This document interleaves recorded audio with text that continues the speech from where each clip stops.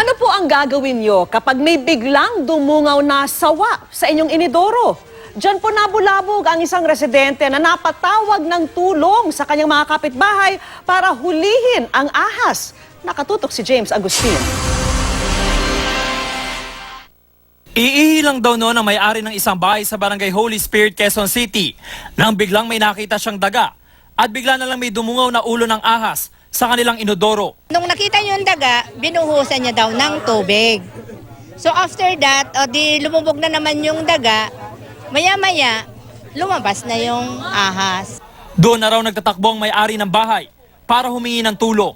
Nagtulong-tulong ang kanyang mga kapitbahay para mahuli ang ahas. Nilagyan na muna ng plastik ang inodoro. Kita sa video na gumagapang papalabas ang sawa. Nang makakuha ng tiyempo, hinuli na ito ng isang lalaki na may hawak-hawak na sako. Dahan-dahang inilabas sa CR ang sawa.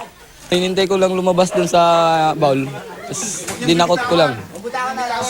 Pinilit naming hilahin kasi hindi lang naman ako hindi ko kayang hilahin mag-isa eh. Hindi naman daw madalas na may nahuhuling sawa sa lugar.